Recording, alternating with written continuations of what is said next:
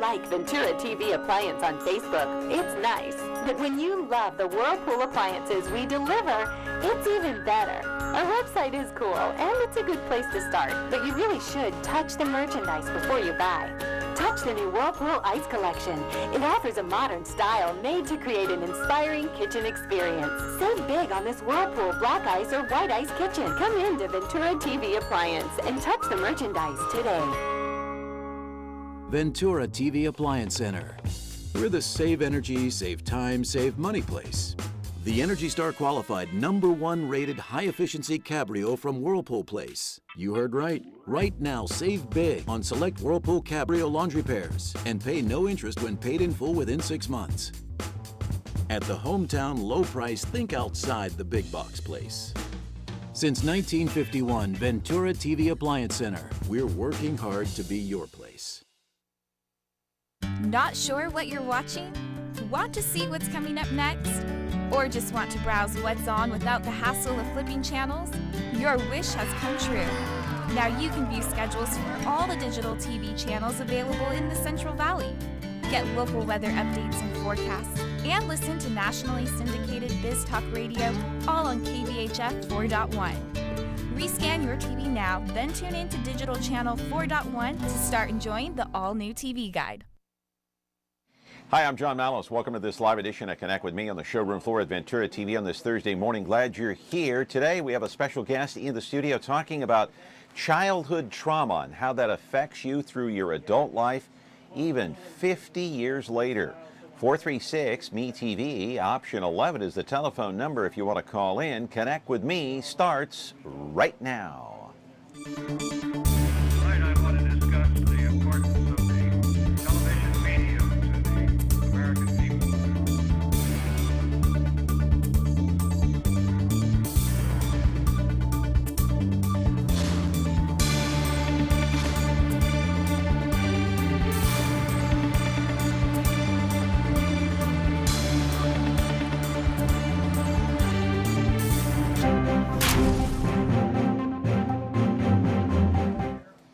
Back here on the program, Connect with Me on MeTV Fresno. So glad you're here on a Thursday morning. You can see our guest here getting set up and getting in front of my shot there. How are you this morning? So we'll be along with him in just a moment, but you're watching us live. 436-MeTV, option 11 is the telephone number. We'll get into the specifics of what we want to talk about today, and we'll talk about the childhood trauma issue. And obviously, we are going to talk to our guest about that and how that affects you some 40, 50, 60 years later. So if you want to call in and weigh in on the program, you can easily do that. For now, you're watching us live on Comcast, channel 375. It's Xfinity, a live broadcast here Monday through Friday, 10 o'clock to 11 o'clock in the morning. It's a call-in program. But if you don't have Xfinity, you don't have to worry. It's 43.6 and 13.1 over the air with a television broadcast outdoor antenna. Then later in the day, it comes up at 2 o'clock in the afternoon, 13.6 YouTube, 8 o'clock tonight, 4.6 Biz TV. And if you want to dial us up on YouTube sometime after that, you can. You can just listen to the website. It's youtube.com/MeTV Fresno. You scroll down where it says uploads and you can catch all of our shows, a variety of shows that we've done here for the last 5.5 years, since April of 2012. Today we're talking about childhood trauma, and it's amazing to think about what some of the traumas that some children have to go through. And according to some experts now, you know, it's coming out that it affects them some 50 or 60 years later. The U.S. Children's Bureau, according to that organization, as many as 3 million, count them, 3 million children in this country are abused or traumatized each and every year. And that includes bullying. CBS News recently did a story about childhood bullying and the effects it has and carries through into adulthood. Here's that story now. It turns out the effects of bullying can last a lifetime. That's the conclusion of a comprehensive study. And as CBS News' Jessica Schneider tells us, if you've been bullied, it can affect everything from your social outlook to your earning power. It seems like everyone has a story of being bullied.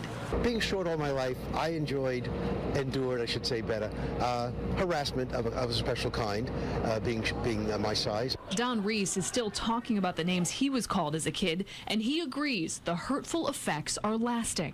Bullying has a tremendous impact on people, and it's one more hurdle for a teenage child or even a younger child to overcome. A new study that began by following all of the 7,771 children born in Britain during one particular week in 1958 and tracked them from ages 7 to 50 concludes the effects of bullying are still visible nearly 4 decades later. You have something that happens in childhood that sticks with a person, and it really shapes how they view the world and how they view themselves, and that has a significant impact on their functioning. The study shows the effects of bullying are wide-ranging. Social relationships may suffer, and people who were bullied as kids may even have a lower education level and earn less. So you find an increased risk of depression, of anxiety, you find a lower educational status, you find people who are just not doing as well 40 years later in their adult life. The decades-long study seems to quantify what many have long believed, that bullying takes a toll on more than childhood and it can be permanently damaging.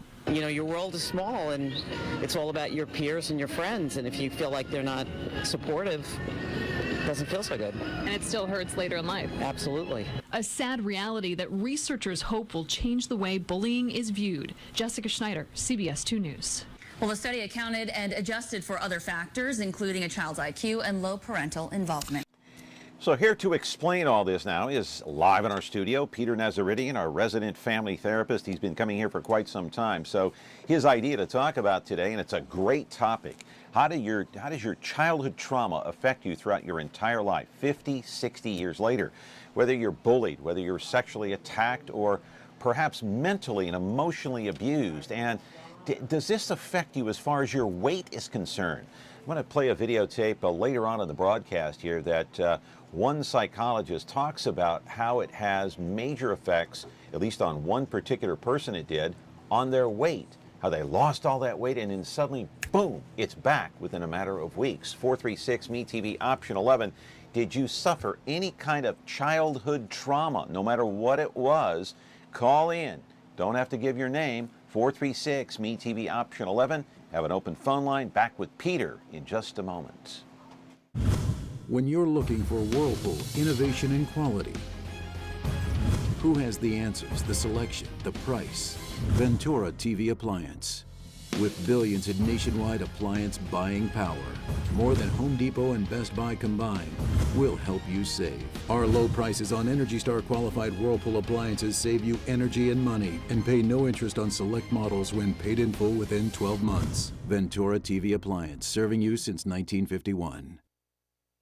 The following is another list of things you will not hear on MeTV programs. Man cave, baby bump, whatevs, double half-calf mochaccino, full hog, redonkulous, totes adorbs, hella, holla, YOLO, cray-cray, and MeTV is still Kardashian-free. This is what you will hear on MeTV programs. Welcome, Dana. The Twilight Zone. About bulls. I object, Your Honor. Mr. Grant. I hear you right. You heard me right. MeTV. Thanks for listening. Back here on the program. Glad you're with us here on a Thursday morning. This is an interesting topic, one of my favorite topics. I'm glad Peter came up with it. Good morning, Peter. How are you? Good morning, John. I'm fine. How are you? I am fine. I like the topic. Did you watch the CBS News report they did? And we've seen a lot of stories like that, very similar the last few years about childhood bullying, whether it's in school or maybe you get bullied at home or wherever the case may be.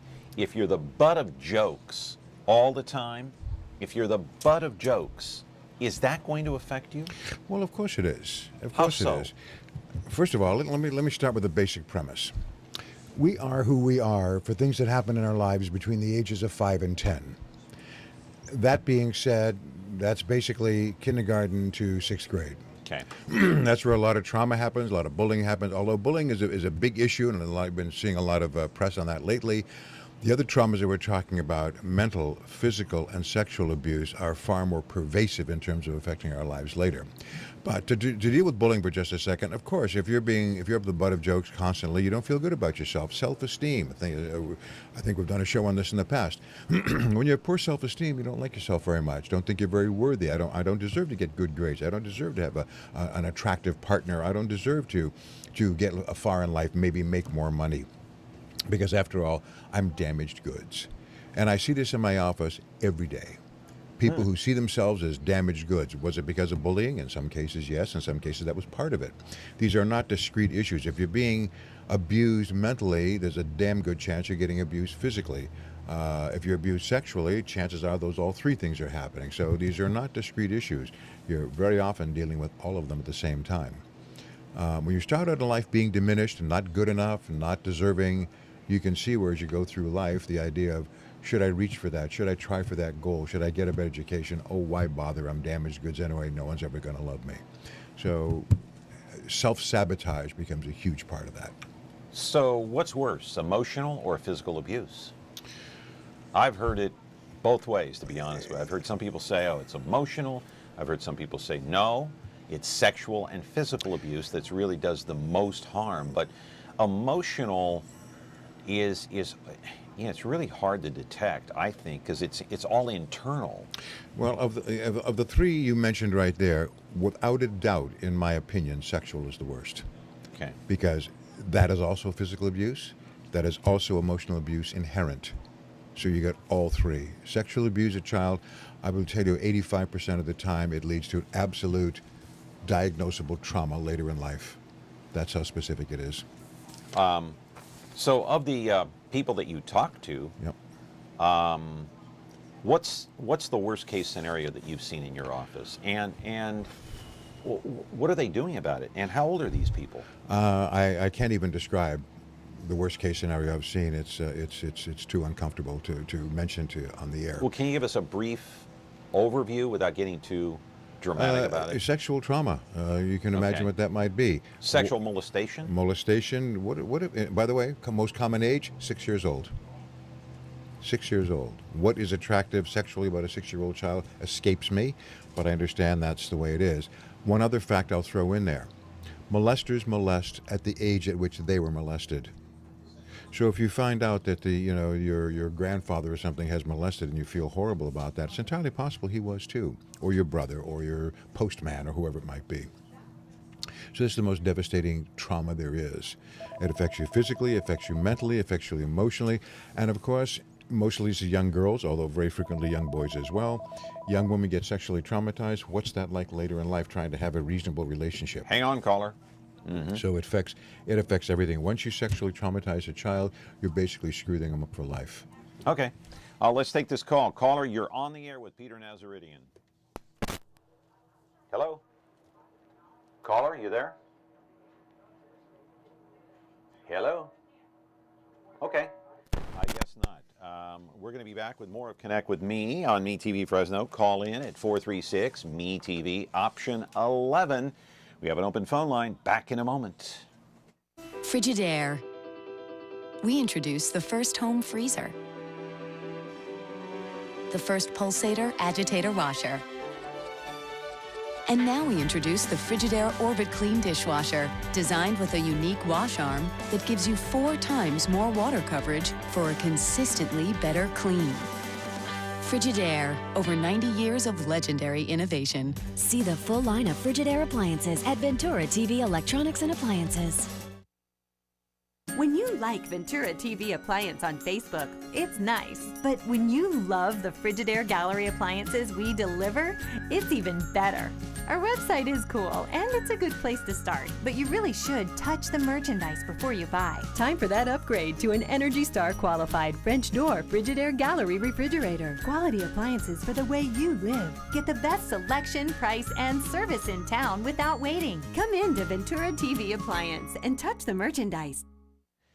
Back here on Connect with Me on MeTV Fresno, Peter Nazaretian is here. Shall we try a phone call one more time here? Let's do it. All right, caller, you're on the air. Go ahead. Hello? Hello? Nothing. Okay. Okay, hello, caller. Okay. Obviously having some trouble with the phone systems here. Maybe try to call in again. 436-ME-TV option 11. I think our only option here is to pick this up through the speakerphone because nothing seems to be working here. So, Peter, I want to roll a piece of videotape that's called Childhood Trauma. This got sound on it.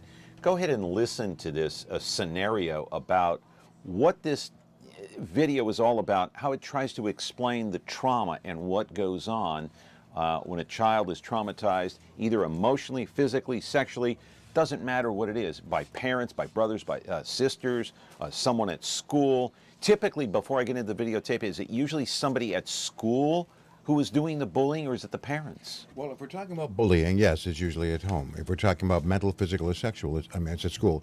Mental, physical, sexual, that's at home. Yeah. So it depends on what type of abuse is what you're saying. Yeah. Yeah, it's not that those things couldn't happen at school. It's not that those things couldn't happen at home. But generally speaking, it's a peer group influence on the bullying, and it's a family influence on the rest of it. All right, let's roll the videotape on childhood trauma. Listen to this, Peter.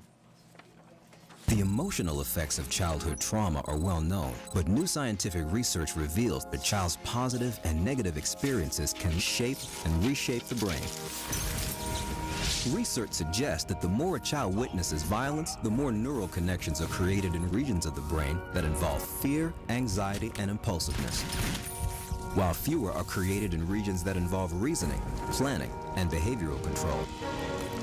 The good news is the young brain is malleable or plastic, and fostering stable, supportive relationships can prevent or help reverse this damage, resulting in lifelong benefits for the child's learning, behavior, and overall health. So how can you help a child in your life? Just remember these 5 healing gestures. Celebrate them with a compliment or by applauding their efforts. Comfort them by staying calm and patient. Listen to them and show an interest in their passions. Collaborate with them by asking their opinions, and inspire them with new ideas. With these everyday gestures, you can help a child look forward to a bright future. Back here on the program, and so what do you think? Well, as we talked about, bullying happens at school, and mental, physical, and sexual usually happens at home. So those of you who are out there, if you've had some issue when you're growing up, please understand that because it happened when you were 6, 7, 8, 9 years old, or a teenage date rape or something like this, please understand, even this may be 10, 15, 20, 30, 40, 50 years later, you still can be traumatized. Mm-hmm. Making choices, having personal relationships with people can be dramatically affected if you don't feel worthy or good enough because as a child you were made to feel inferior or damaged in some way. It can have a tremendous effect on your life forever. Bullying, of course, can do that also. That's something you do with peer groups, so that maybe makes social anxiety more prevalent. But trauma as a child, the basic relationships of your life are affected. Got another call, but let me put this caller on hold here just for a second. Caller, hang on a moment. I'll get to you in a second here. I want to ask you, as a professional, you've been doing this your entire life, it sounds like, for a lifetime. What can you do as a therapist and to try to help these people cope, number one, and number two, the second part of that question is, do you ever get over the hump and just, like some people would say, get over it at maybe 50, 60 years old? Can you ever get over it? Interestingly, John, thank you, good question. Interestingly, much like a young man who goes to war. Okay. And how do you not get traumatized by being in a war situation? And yet there are some people who finish the war, take off the uniform, put down their gun, go home. Hang on, caller. Get on their tractor and plow the field. And they seem to be fine. Other people are forever traumatized by it. You see them sitting by the freeway entrances with a sign that says, "We'll work for food." So there's always a percentage that have what I call resilience. Somehow it's awful, but they're able to either compartmentalize or process it in some way, or they have a stronger mind. They just say, that was awful, that's terrible, but now my life is better and it's okay. And many of those people go on to help other victims. Absolutely. Don't they? Absolutely. They make it their life mission to do that. Is that right? Sure. Well, John McCain, the senator, is a good example of being, traumatized as an adult in a prisoner of war camp, and yet comes 7 back years. and comes back and, stronger than ever, better than ever. Right. But that's a little rare. Generally speaking, and I say 85% of the time, if you sexually traumatize a child when they're a child, they're going to get affected by a diagnosable illness later in life. Wow. Okay. All right. And we'll get to the second part of that question in just a moment. Let's take this phone call first. Yeah. Hey, caller, you're on the air with Peter Nazaretian. Sorry if I hung up on you earlier. I apologize for that. Didn't mean to traumatize you. I'm sorry. No problem. I'm curious. You ever find very much overcompensation where they try to overcome it, and which could also be a problem on somebody, that they try to start overcompensating, it changes their personality, and changes the way they react to things. Have you ever found anything like that? Well, that's a great question.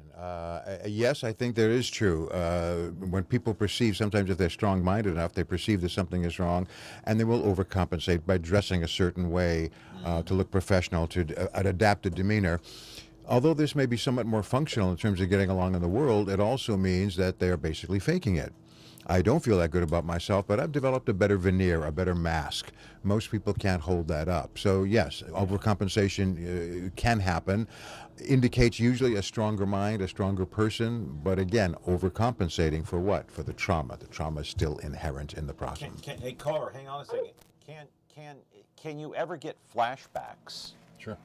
At any time, even if you've gotten over it, even if you're okay, you're cruising along, you're helping other victims, you said to yourself, yes, I was traumatized, sexually molested as a kid, but now I'm okay, I'm helping other people, and then all of a sudden, one night, you go to bed and you have a flashback, and it affects maybe your entire week. You're talking more about PTSD. And that's more of a wartime thing. But yes, the answer is yes. Can it happen? Yes. At any moment. Doing fine, and suddenly, usually not so much out of the blue, but you see somebody who reminds you of somebody, a situation, even a smell in the air. Yeah. A sound of, footsteps coming down the hallway. Their senses kick in. And it's called muscle memory. Yeah. And all of a sudden, oh my God, you get this feeling. So yes, it can happen. Caller, I'm glad you're part of the program, but I have to ask you, were you traumatized as a child? No, a friend of mine was, and it was sexual abuse too also, and I do find I like a overcompensation with the person, and you asked the question I was going to ask about the flashback, in that, would a flashback come back in that kind of manner? Yes, it can. As I say, that happens somewhat a little less common in terms of a flashback. Yeah. But yes, of course it can. When you traumatize a child sexually, especially, sure, you're basically messing them up for the rest of their life. Now having relationships with a significant other. Usually, when a child is sexually traumatized, one of two things happens. Most of the time, they become sexually promiscuous because now love and sex become interchangeable. If you like me, then you want to have sex with me. Oh, if you want to have sex with me? Well, that means you like me. Most of us don't put those two things together until after puberty. So they can be very promiscuous. These are the ones that may be in high school or have a certain reputation. The other side, it happens much less common, probably no more than 15 or 20%, they become rigid. And no one's going to touch me. I'm going to keep myself safe at all costs, so no one will ever touch me again. So no human contact or what? Well, no sexual contact. May have a very hard time having interaction, sometimes, or very, very difficult, very, very limited. It's going to take an awful long time for you to work your way into my heart because it's been so damaged. So either way, you're talking serious trauma. Amazing. Caller, any other comments or suggestions? No, thank you very much. That answered my question very clearly. Thank you very much. Thanks for calling. Thank you very much. I appreciate your time. And so, hey, maybe this is a good time to take another break here. 436-ME-TV, option 11. Got an open phone line. Back here in just a moment. When you like Ventura TV Appliance on Facebook, it's nice. But when you love the Samsung big screen we deliver, it's even better. Our website is cool, and it's a good place to start. But you really should touch the merchandise before you buy. Time for that upgrade to an HD 3D web-enabled Samsung TV. Get the best selection, price, and service in town without waiting. Come in to Ventura TV Appliance and touch the merchandise today.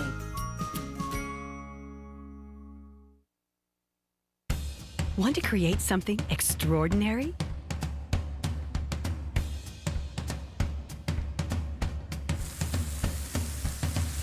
Create perfection. Our lifestyle appliances make it easy.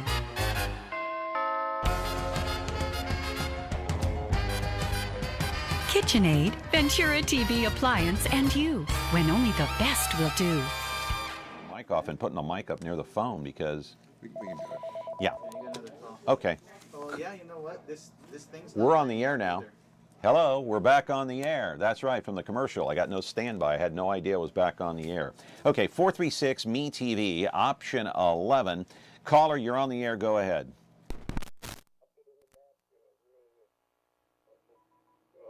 Issue here. When I was 11 years old,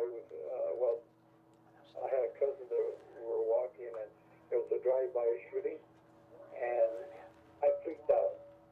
Okay, he died, and even to this day, I'm in my 60s. Every time I see a police officer with guns, he freaks me out. It's an emotional thing that happens on the way. It stresses me out, and what can I do to kind of help myself get over that? Thank you. Well, thank you. First of all, caller, I'm sorry for the trauma. Obviously, again, this is more of a PTSD thing, a single event that they were exposed to, still traumatized them later. Again, wartime, very common if this happens. You can imagine if that event happened to you on a repeated basis, how scared, how uncomfortable, and how later, as you said, in your 60s, you're still every so often you see it, and it still gives you that feeling. Multiply that times 100. That's what some people feel on a regular basis. Very scary. Yeah. So let me tell you what I got out of this caller here, and I'm going to put this call on hold just for a moment here. Hang on one second, caller. Here's what I got out of that last call. Very important. Here's someone who sounds like they were traumatized, not because they were traumatized, but because they watched someone else become traumatized, and that can traumatize you. It's almost like being a war correspondent. You're a member of the media. You go overseas, you're covering Vietnam, you're covering Iraq, Afghanistan, and then you, as a member of the media, you weren't firing bullets. They were being fired at you, but you saw many people in front of you die, okay, through an explosion, through being shot, blown up with a hand grenade. That can have an effect on you. Absolutely. Again, this is more PTSD than trauma as a childhood, but those. But it doesn't necessarily have to happen to you. In other words, Yeah. no bullying, no sexual, but you can be traumatized just by what you see. Sure. I'll bet you most of our watchers out there have been in an accident at some point. A passenger, perhaps, in the back seat, and it may just have been a fender bender. Right. But those of you that have been in accidents, when you've had a moment of slamming on your brakes and ramming into a car or something, after that, aren't you more hyper aware when you're coming up behind somebody, putting your brakes on? Don't you become more anxious when that happens? Sure, and that's just a minor one. Imagine if you're walking along with your buddy and suddenly, and they drop dead. Or they get their head blown off. Exactly, in war. exactly. They just, oh my God, what happened? And now you're feared for your own life. It's an awful situation. Right, it is. Hey, caller, you're on the air. Go ahead.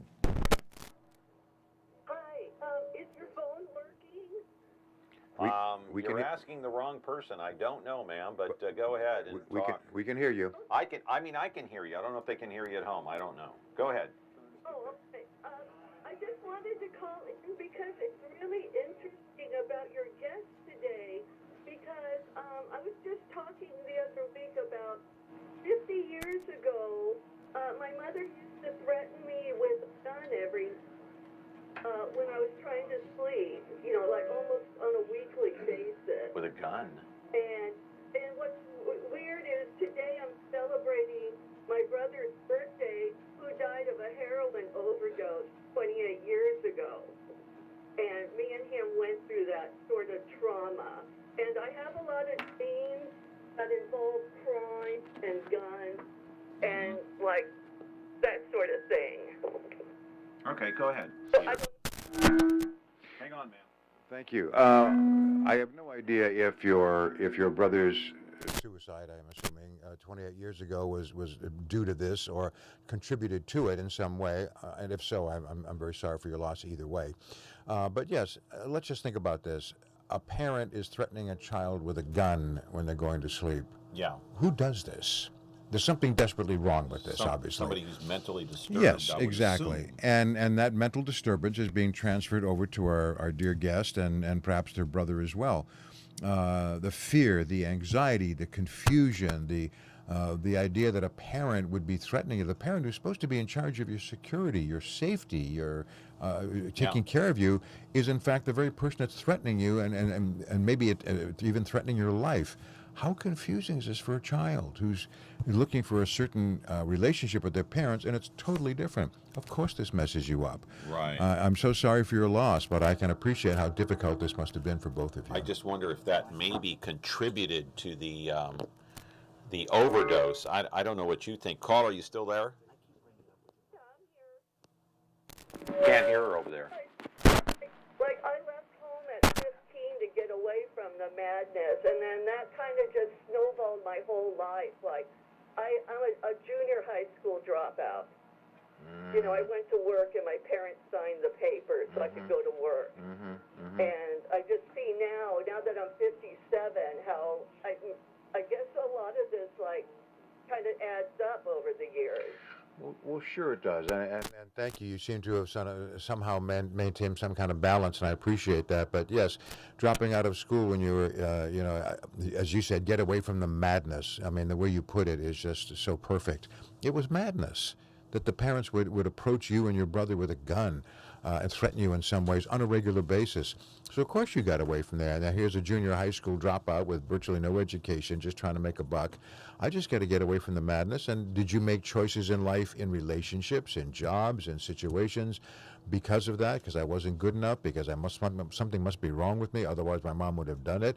Or my mom is just a crazy person, and I must be a crazy person too because I'm her daughter. So can that make you go over the edge and commit suicide or overdose? Can? Yes. Yes, absolutely. Does it? Why? Is it inevitable? No. Because you can't. You can't deal with reality. Can't make sense of it. Can't make sense of it. And so it drives you crazy. It can, depending on the individual. Yeah. Oh. Okay, caller. Anything else? No, I don't take up too much time, but I just wanted to put that into the conversation. Okay. All right, ma'am. Thank you. I would tell the caller, if you've not sought out mental health help, it might not be a bad idea to go to somebody, even if it's just a matter of a few sessions, just to talk about this, make sense of it. It might help put your brother's overdose in perspective. It might help you understand your parents better. Doesn't mean you're going to like them any better, but it might help you set a boundary. Even at this late time in your life, it's not too late. You're in the last third of your life. You might as well have it be the best it can be. Get a little bit of help could help a lot. Now, let me ask you, as a therapist, how can you help these people? And how do you help these people? You have so much experience. You worked in a mental hospital for years, 13, 14 years. You've seen the worst of the worst. What's your strategy? What's your game plan when you go in, and how do you help somebody like this? I wish I had a one-size-fits-all strategy that I could tell you about, but I don't. Everybody that comes in is different. You get their story, find out how it happened, what happened to them. Sure. And then what's the best course of action. Sometimes it's a matter of realigning their thought process. Sometimes it's just support. Okay. Sometimes it's, they've made a series of traumatic choices in poor relationships, and that has further traumatized them. So everyone is different. Yeah. Everyone requires a different plan. So you don't have plan A. You have a plan A through a plan Z? No, yeah, it's pretty much plan whatever. Obviously support. Okay. Obviously, I try to normalize. As a therapist, I try and everybody needs a different level of support. That's Am right. I right? That's right. And intervention. Some people, as I say, sort of bounce back and they do okay. They just seem to go, well, that was horrible, and now I'm okay. That's relatively youngest rare. victim that you've had therapy with? 8 years old. Mm. And the trauma there was what, sexual? Yeah. Usually, I don't generally work with children at all. The youngest I go is adolescents, and I work with adults. Most of it, the bulk of my work has been with adults who suffered trauma as children. Yeah, and the youngest that you handled there, are you still seeing this patient? Have you seen that? You're not. No, it was years ago. It was years ago. Did you see them through a certain age? As long as they want to come. I do have patients who, not necessarily because of sexual trauma, but a variety of issues, who will come for a while, will take a break, and a year later, 2 years later, hear from them. I want to come back for a while, do more work, take a break, come back a few years later. Over the years, I've seen many patients go through cycles.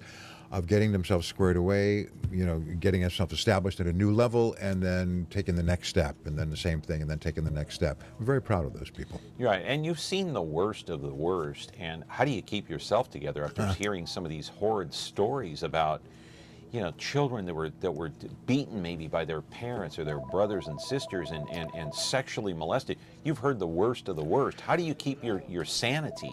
It's a great question. I will tell you that after working in the hospital for many, many years, I kind of thought, does anybody get out of childhood without being sexually molested? That's how common that story was. Well, is it more common now, or is this something that's always taken place? It's always taken place. We just didn't know it before. Do you remember maybe a half a dozen years ago or so, there was one of the major networks had a program called To Catch a Predator, when they set up a sting operation, and people would show up at the house thinking they're going to have sex with a 12-year-old girl or something. And this wasn't set up in like Denver or Los Angeles, where you'd expect there's going to be a proliferation of this kind of activity. It was in Goat Lips, Idaho, and Water Bucket, Wyoming, 100 miles from the nearest interstate, and they would be coming in droves. They could barely get the house cleaned up before the next one showed up. This program didn't create predators, it simply outed them. So it's always been there. Another rather sobering fact, sexual predators average 150 victims each. That's 150 young people who go off in the world trying to have lives with convoluted ideas of what relationships are. It's no wonder there's so much trauma, so much pain, so much sadness. This caller earlier who had a mom threatened with a gun, who knows what happened to her when she was a child? I don't know. So it spreads out in the most insidious way. Yeah, I remember that program, and I used to watch it religiously just to see how this sick revelation comes to light just by setting up a sting like that. It's amazing. I mean, and you had civic leaders, you had members of police departments, fire departments, the U.S. government. One was a U.S. customs agent, I remember. Rabbis, judges. I mean, priests that would come out of the woodwork just to meet a young girl. Everything. To meet a young girl online that they met online. Yeah, I'm going to get to have sex with a 12-year-old. Yeah, or a 15-year-old, or What the whatever. heck? What the heck? Yeah. Forgot the reporter's name that did that. It was NBC, To Catch a Predator. But as I recall, the reporter got into some kind of trouble too afterwards. That's kind of why it went off the air, I think. But it was such a good program. It was very riveting. Caller, you're on the air. Go ahead. Hi, caller. Yes. I wonder what you think about the Catholic Church that raped so many altar boys and girls in the Catholic convents, and it was on all the news in the last 5 years. And the Catholic Church paid out millions and millions of dollars getting some of the cases settled, and some of the Catholic priests, they transferred to other countries before they could be prosecuted. What do you think about that? Well, thank you. There's two pieces of that. What do I think about it? I think it's awful. I think it's just, frankly, it's just hideous. But the fact that this was allowed to proliferate by the Catholic Church and to cover it up and move them to different dioceses or, remove them a different country, it just goes to show you how much the cover-up is there. It makes me wonder if if the priests are doing this and the bishops or the archbishops are in charge, are they're covering the priest's butt, so to speak, or what are they doing? Now, of course, a lot of it is just protect the church at all costs. We have to sort of keep the image up. Don't let anything happen. But with the media being what it is these days, it's coming up more and more. Right. These people who are reaching out, and just because you cover it up, pretend it isn't there, media, reporters, as you mentioned, the social media, such being what it is, it's going to come out eventually. So we're seeing so much more of it because there's so much more waste for it to come out. Right, and there was a movie that came out called Spotlight. Michael Keaton played in it. It talked about the exposed the abuse inside the Catholic Church in Boston, and reporters at the Boston Globe back in 2000, 2001 were working on this story, an investigative story. They were working on it for the better part of a year. Spotlight was actually the name of the section of the Boston Globe. It was called Spotlight. And so that's why they named the movie there. And the reporters that worked for that Spotlight section for the Boston Globe, they were a cast of reporters that investigated the abuse inside the Catholic Church for the better part of a year and really exposed what was going on. They did follow-ups in 2008, 2009 as well. So did that movie, when you see a movie like that and you're a victim, does it help?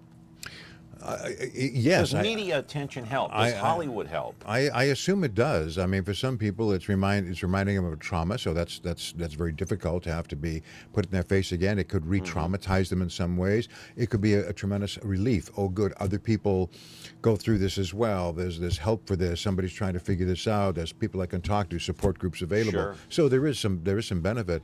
But anytime you expose somebody to a trauma, you know, let's say in wartime, we mentioned PTSD, and then there's a backfire outside the house. They jump up and think they're being shot at.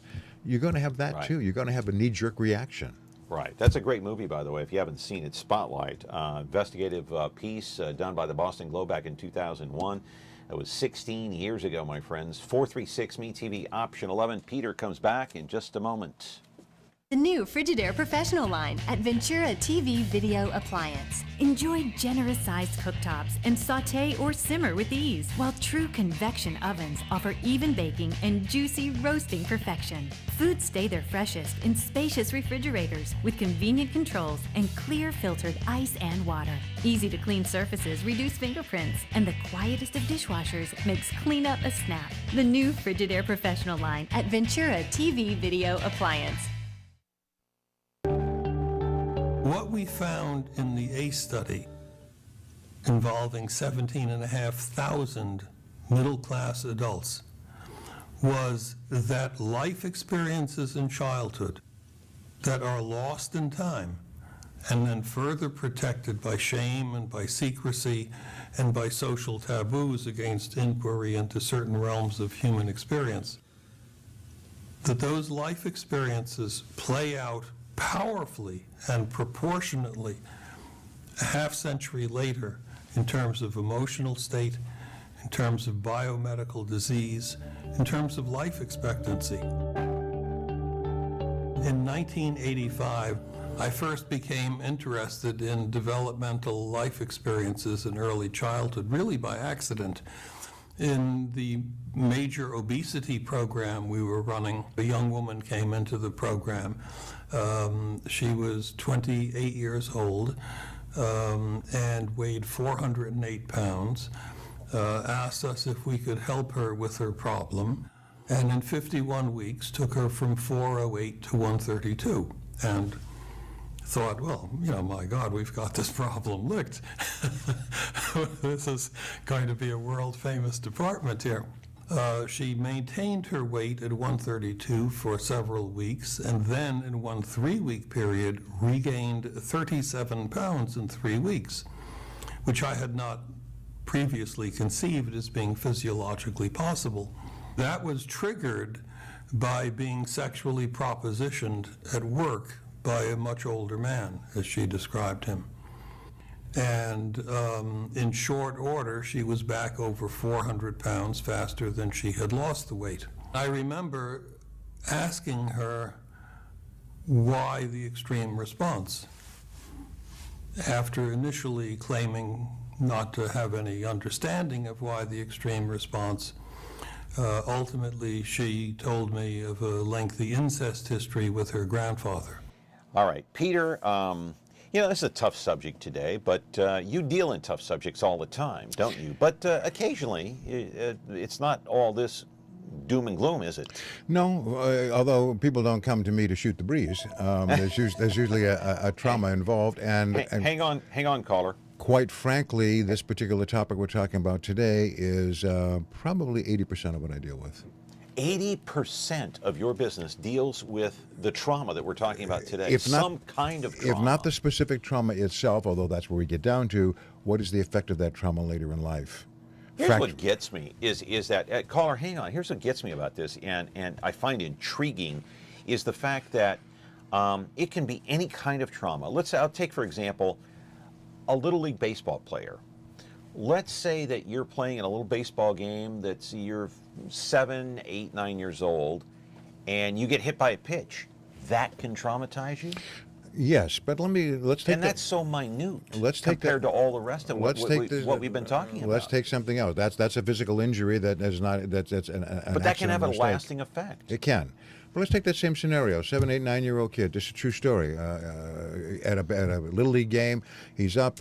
His dad's standing behind the cage, screaming at him through the fire. Hit the swing at that one. What'd you swing at that one for? Yeah. The kid hit 3 home runs in the game. True story. 3 home runs. All right. Last at bat, struck out. Okay. What did he hear from all the way home? What the heck did you swing at that for? Haven't I taught you better than that? You're a lousy player. Traumatized that kid. God. Quit baseball. Was a good player. Quit Little League because Dad was so overpoweringly negative about it. Changed his life. That kid struggled for the next 50 years trying to figure out if he had value because of that. Just based on that incident. Yep. He hit 3 home runs in one game. Struck out, and that's all Dad talked about.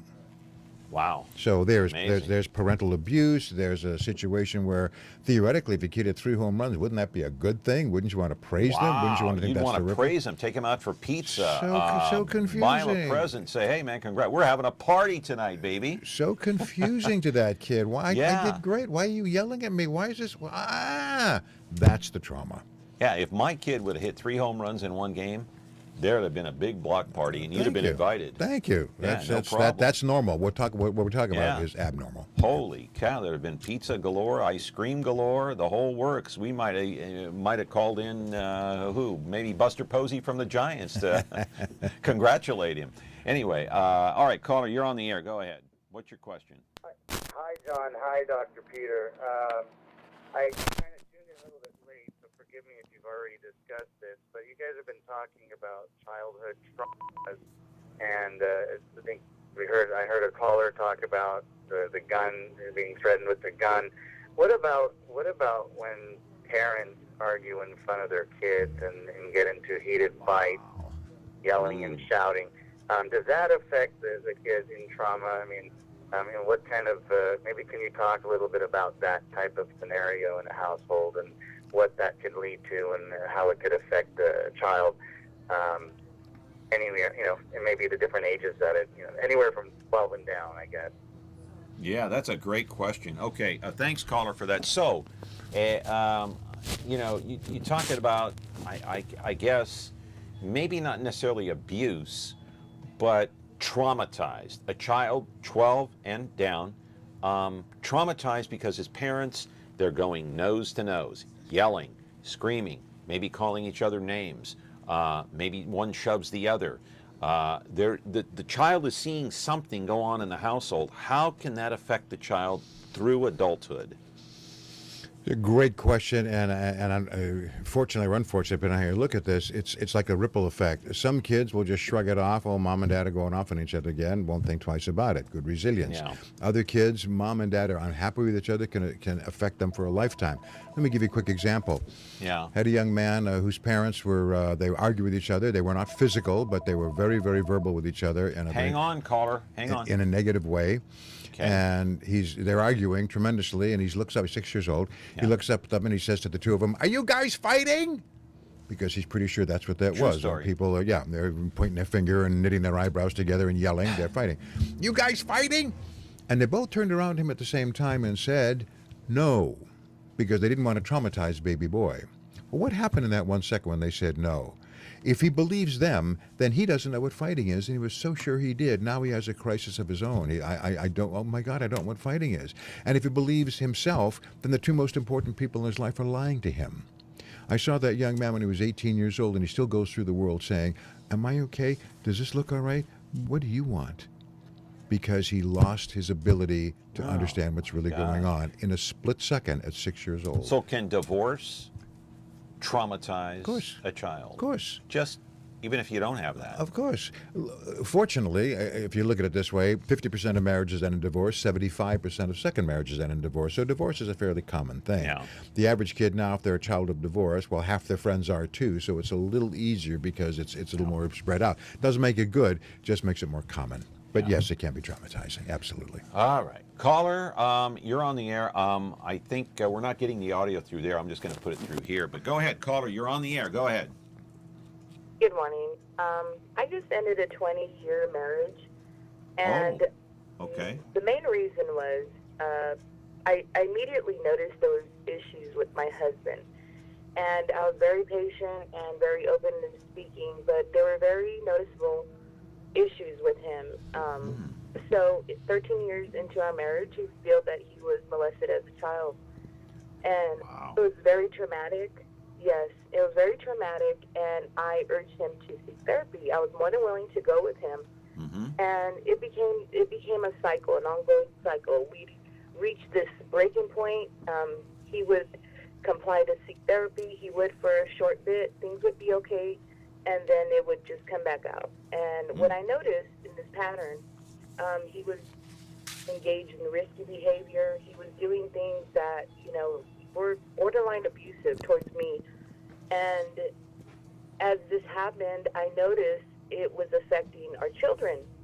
And once I reached the 20-year point, I realized that I was becoming abused, and it was affecting our kids. So in order to protect our children, I ended the marriage. My question is, how in this situation can you deal with someone who doesn't necessarily want to seek therapy or the help they need?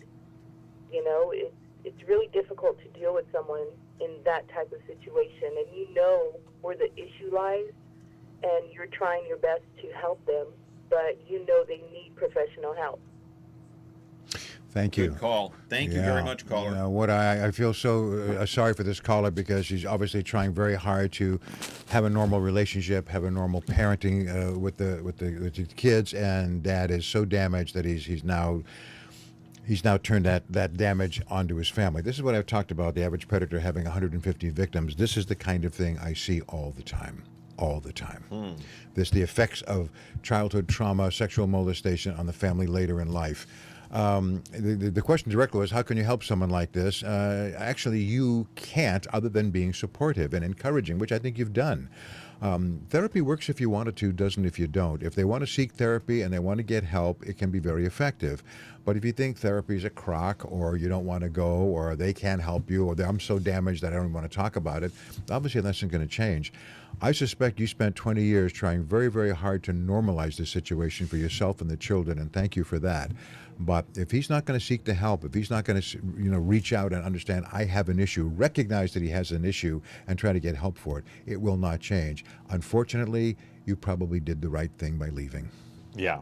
All right. Thank you, caller, for that. Let me ask you a couple of questions. Do caseworkers sometimes have a difficult time recognizing the signs of either physical or emotional abuse? If it's a caseworker in the business, like at CPS or a therapist or something, I'd say no. We are trained to look for those things. These are the signs that we are taught to look for.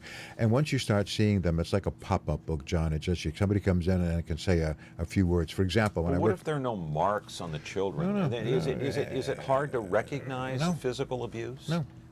No. How so? Because when you physically abuse somebody, you emotionally traumatize them as well. It's not just physical. Okay. It's not that discreet. When I was in the hospital, I'd sit around in the morning session. There'd be 15, 20 people sitting there, some of them new people, and they would tell me just a couple of sentences of why they were there, and I would hear something in that sentence, and I would think to myself, oh yeah, molested. I know it. And sometimes I would say, so how old were you when you were molested? And they'd look at me like they didn't say they were molested, but they were. Because we send those signals. No, caseworkers, if you're in the business, they're very good at picking up the signs. Is it true or false that emotional abuse does not carry the same social taboo as, say, physical or sexual abuse? Socially, probably, because emotional you can't see. Physical is a broken bone, it's a laceration, it's a cut, it's a bruise, it's a punch. That we can see. Sexual, of course, the trauma is ongoing and very specific. So there's probably some truth to the statement. If you're saying, is emotional abuse as devastating as physical or sexual abuse? Yes. Maybe as much, if not more. How does it affect weight loss? Because we played that one video here just a few minutes ago where the Mental Health Network, that psychologist or psychiatrist was talking there, mental health expert, I guess you would call him, talking about this one scenario where this young lady lost a lot of weight, but then she gained it back just within a matter of a short period of time. How does that affect your, okay, it certainly can affect you mentally, but how does it affect you physically in terms of gaining weight, developing heart problems, developing other types of physical ailments that are damaging to your health? Oftentimes, I don't know, I'm not going to talk about this particular scenario because I don't know this patient, but oftentimes people gain weight to protect themselves. If they are, if they're being bullied, for example, well, if I just get so fat nobody wants to be around me, then the bullying stops. If I just get so fat nobody wants to have a relationship with me, that I don't have to worry about being hurt or dumped or whether I'm attractive enough to have one. I just make myself so unattractive nobody's going to have anything to do with me. It's a safety valve. So somebody comes along and with a weight loss supplement or with a plan and they lose a bunch of weight, if they haven't changed this, if they haven't changed what's in their head, because I'm an unhappy, insecure, desperate, needy person, but I gained weight to protect myself. If that doesn't change emotionally, losing the weight doesn't do anything except expose them to more ridicule and possibilities. A girl who loses weight, looks nice and trim, is going to get hit on. Well, if somebody has sexual trauma because they were hit on as a child, now they look attractive and start getting hit on, that's not going to be good for them. We think every girl wants to be attractive. Every girl wants to have men, find them attractive. Not if you've been sexually abused. That's a horrible situation. Everybody, so how does one victim. get through that? Therapy. There's no pill. They develop personality disorders, and the only way to deal with that is with therapy. So are these people able to have successful relationships, marriages, kids, a family? I'm talking about these women. Generally speaking, no. Generally speaking, some will do fine, some with great resilience, some with help. And if they get help, then possibly. But to fight it on their own, I seldom see that work. Wow.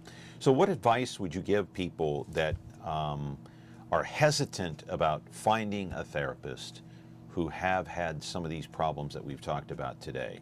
Doesn't necessarily have to be with you. Now, you work with Fig Garden Counseling, and your number is? 252-9700.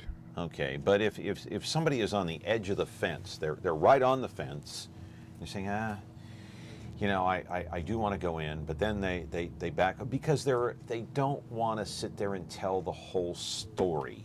Am I right?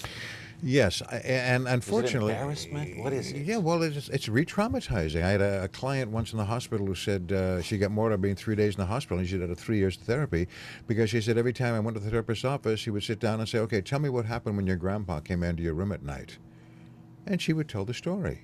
Over again? Over and over again. And she thought, what is the point of this? Am I supposed to get to the point where it doesn't bother me anymore? Or there's a moment where it goes away? Or I say it so much it doesn't have any power? What is the point? I said the point was to put his kid through college on your dime, because you shouldn't have to re-traumatize yourself every time you go to your therapist's office. Enough information to understand what happened, and a good therapist who's dealt with this can tell that very quickly. We don't need all the specifics. It used to be that we would take you back as a 6 or 7 or 8 year old kid. Your emotions aren't developed. You didn't know what to feel. So let's go back, and then you can feel what you were supposed to feel when that happened, so you can get out the trauma, the pain, the sadness, the fear, the anxiety. That type of therapy is out. It was. Well, I just think it re-traumatizes. It puts you back in touch with the very things that you're trying to avoid. Of course, not discussing it is equally bad, because now it's that room that you never go into. There's some place in the middle? Yeah. We got to know what happened. Now, what do we do because of that? How do we change those? What steps do you have to go through to try to achieve some of a normal life? That will never go away. We'll never erase that.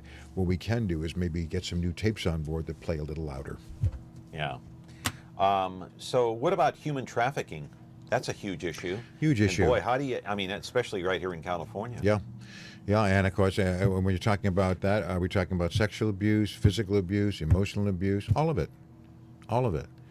You're being traumatized on every possible level, and then, of course, demeaned into being sold into sexual slavery. So, where do you begin with those people? One by one, take their story, deal with them individually. There's no one size fits all. Gosh. Peter, good to see you. You'll come back again, and we'll talk more about how therapy works and tackle some other sort of issue. You had a lot of calls today, a lot of people out there that are in need of some sort of help, and maybe we all are. It's a big topic, John, but bigger than you know. Yeah, it really is. Peter, thank you so much for your insight. Always a Appreciate it. pleasure. All Always a right. pleasure. Peter Nazaretian, Fig Garden Counseling. We're going to see you again tomorrow and connect with me on Me TV Fresno. Have a good day.